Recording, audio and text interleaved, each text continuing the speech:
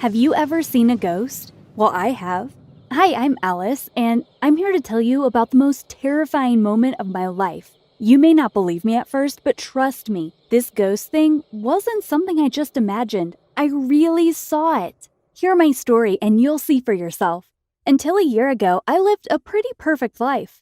I lived with my parents in a nice house, and at school, I was really popular. I got good grades at school and was in lots of sports clubs, but then my parents gave me some really bad news that changed my whole life. You see, Mom and Dad ran a business catering for weddings, and it hadn't been going that well. In fact, it was going so badly that they ended up admitting to me that we had gone bankrupt. But the worst part was that we were forced to sell our family home and move into a completely different town. This wasn't easy to take in. Actually, I was so angry when they told me that I refused to speak to them for weeks. How could they just ruin my life like that? I had to move schools and say goodbye to all my friends. I soon stopped being angry and just felt upset and worried.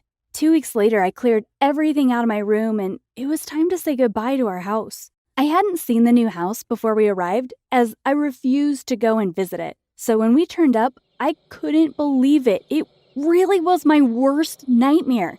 The house was really old, with an overgrown garden. It was in the middle of nowhere, too. So my parents would have to drive me everywhere until I could save up and get a car. It wasn't just the outside that was bad, my room was too. It was in the attic and was really dark and creepy. The floorboards creaked and it smelled weird. I felt like I had walked onto the set of a horror movie. Mom and Dad just told me that they would redecorate the whole house soon, but they just needed to save up some money first. That night, I felt so upset and frightened, I lied awake in bed staring at the ceiling. I couldn't believe that my parents had made me move away from my friends and school and to live in such a terrible house. Eventually, I fell asleep, but then something very spooky started happening.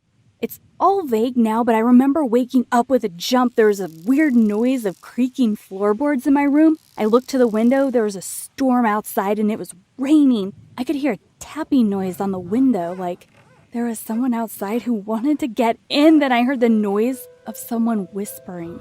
I tried to sit up, but I couldn't feel my arms. I tried to move my legs, but they were like tree trunks attached to my body. I couldn't move them. I went to open my mouth and scream, but I couldn't. I was trapped inside my own body. Then I saw something in the corner of the room. It was a dark shadow moving towards me. I didn't believe in ghosts, but what else could it be? But this couldn't be a friendly ghost. This was something evil that had paralyzed me. I squeezed my eyes shut, prayed not to die. Somehow I must have fallen back asleep. I woke up and it was daylight. I sat upright and was able to move again. The room was normal. There was no sign of any ghost, but I know that I hadn't imagined it. That day at school, I was so upset and worried, I couldn't concentrate. I hated the new school too. Everyone was already in groups of friends, and I was the outsider. The teachers weren't any better. They were so mean. One even shouted at me for not paying attention in class. But I couldn't concentrate. I was too worried thinking about my scary encounter last night. I knew I had to speak to my parents. That night, I waited up late for my parents. They had taken on new jobs working in a restaurant and were having to work really long hours, but by the time they got home, it was really dark.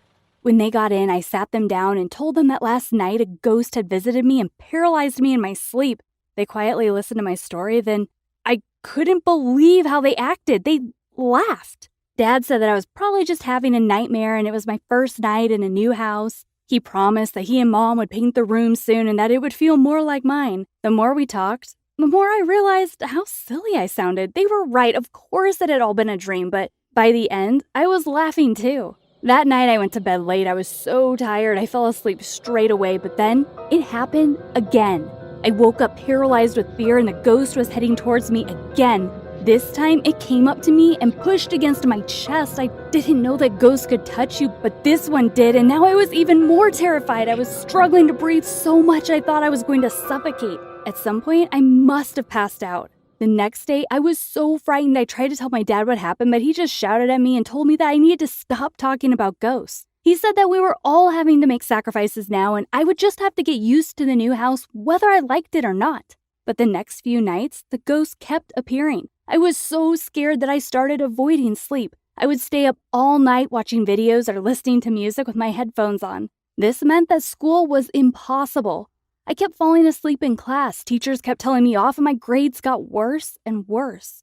I was struggling to make any friends, so I had no one to talk to. Then one day, something really embarrassing happened. I was in math class when I must have drifted off to sleep. When I woke up, the class was silent. The teacher stood at the front of the class glaring at me, and all the other students turned and looked at me. When I opened my eyes and looked at them, the teacher burst into laughter, and so did all the class. I was mortified. It was the most embarrassing moment of my life. I got up, knocking over my chair in the process, and ran out of the class. I ran to the bathroom and went into a toilet stall, and I stayed there and sobbed my eyes out. But this didn't stop me from trying not to sleep at night. Some nights I couldn't help it. I was so exhausted I fell into a deep sleep and would wake up paralyzed with fear, with the ghost holding me down. But somehow I survived. I tried to get Mom alone to speak with her about it, but she told me she was too busy at work and that I would just have to learn how to sleep in the new house. Then, the scariest thing happened. One day I was at school in gym class where we were taking turns going up a climbing wall. I used to be really sporty and loved the gym, but now I was so tired all the time that I hated it. I put the helmet on and started to climb the wall. As I started to climb, I felt dizzy. But I somehow got to the top in record time. The gym teacher even clapped. But when it was time to climb back down, the room started to spin and I lost my grip. Then everything went black. I woke up in a hospital bed with a tube in my arm and hooked up to beeping machines. I called out for help and a nurse came into the room who got a doctor. She told me that my parents were on the way. She said I had passed out from exhaustion. She asked me what had happened and I burst into tears. I told her everything, how I had to move houses in school and leave all my friends and how I was in a new house that was haunted. I thought she would laugh at me as my parents did, but she didn't. Instead, the doctor listened intently and wrote everything down. I felt so relieved that she just listened to me. She kept asking me questions about what happens when the ghost is in the room and got me to describe how it made me feel. Then she said something that surprised me. She said that she believed me. She told me that she had to run some more tests first and hooked me up to some more machines. Then my parents turned up. I told them what had happened and they got angry. Dad told me off for fainting and told me that I needed to make sure that I look after myself. He said that he and Mom were working very hard to provide for me and they couldn't cope with this on top of everything. I was so shocked. I had fainted and my parents blamed me. Before we could get into an argument, the doctor came into the room and started to discuss things with my parents. She said that she had heard about the ghost I was seeing and had been investigating and believed me. I hadn't been making it up. My mom and dad looked so angry. She said I was suffering from something called sleep paralysis. Sleep paralysis causes you to wake up, but to be unable to move. She said that hallucinations were a side effect, and that was why I was seeing a ghost that was pushing against my chest. I was seeing it, but it wasn't really there. She told me that I would need to go on medication and make sure that I was leading a less stressful life. I glared at my parents. I couldn't believe that they hadn't believed me. That was 4 months ago, and now I feel much better. The sleep paralysis is happening less and less, and now that I know what it is, it feels a little less scary. Don't get me wrong, being paralyzed in bed is still pretty bad, but I can be calmer now that I know it will pass. I'm on medication that is helping a lot, and I'm making sure that I get a proper night's sleep, and I'm controlling my stress. School is a lot better now, too. I told the dean about my sleep paralysis, and now my teachers know, too. Now that they know I'm not just being lazy, they are a lot nicer to me. But what about my parents? Well, after finding out that I was suffering from sleep paralysis and realizing that stress may have caused it, things have been different. They just can't stop apologizing to me for not believing me. Mom kept bursting into tears as she felt so guilty, but I have forgiven them. I understand that they have had a tough time recently. They are both really tired from working such long hours just to keep a roof over our heads. A good thing to come out of this is that I am finally getting used to our new house. And now I know it isn't haunted, and I'm even starting to like it.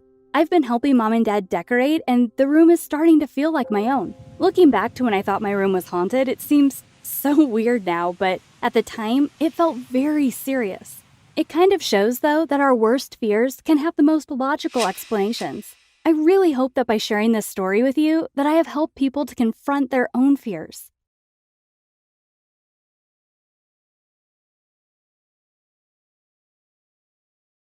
My name is Frances, and here's my story.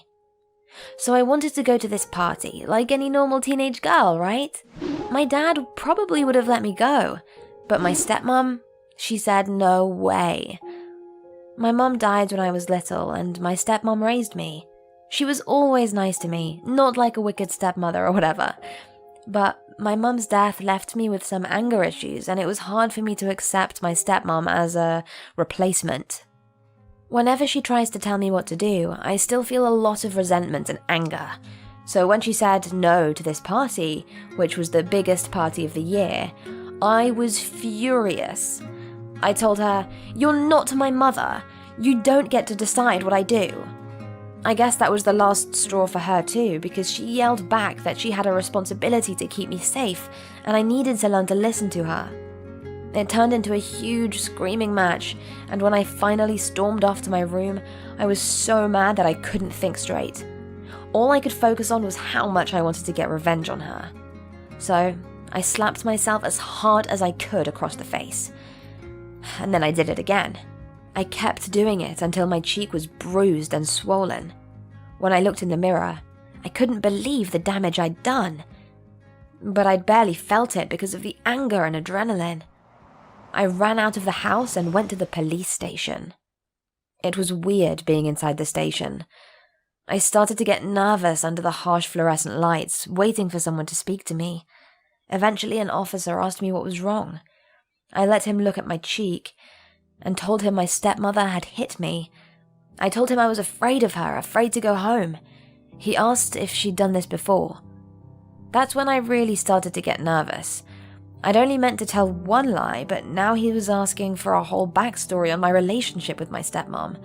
I panicked and said yes, she'd hit me before, hoping that would make my story more believable. But when he asked for details, I had trouble making up convincing lies. The officer said he would drive me home and speak to my stepmom.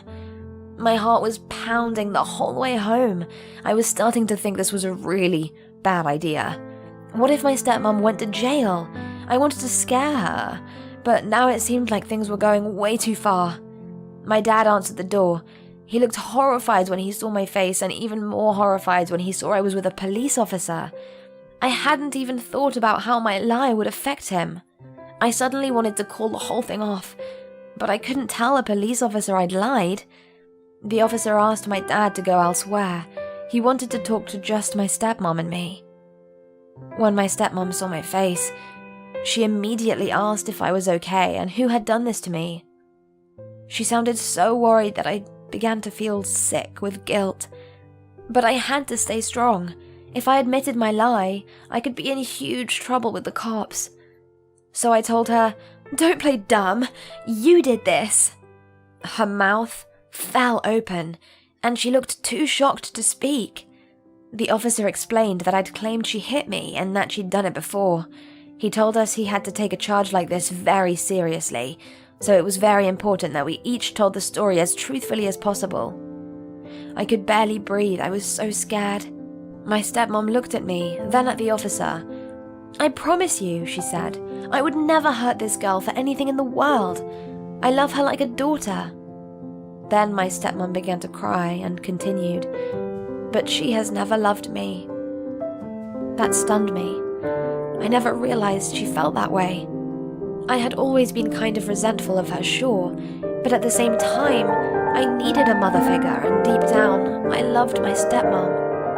I knew our fight about the party was a fight I probably would have had with my real mom if she was alive. It was a normal mother-daughter thing to fight about.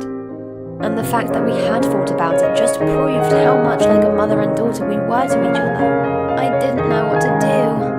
I was afraid it's too late to do or say anything. I then heard my stepmom talking to my dad on the phone. She said, "I'm not crying because I'm going to jail. I'm crying because Frances never loved me the way I love her." The officer took me aside and told me if there's anything I want to tell him, I can still do so after I take some time relaxing and talking to my stepmom. I started crying again, this time harder, and said that I will talk to him soon.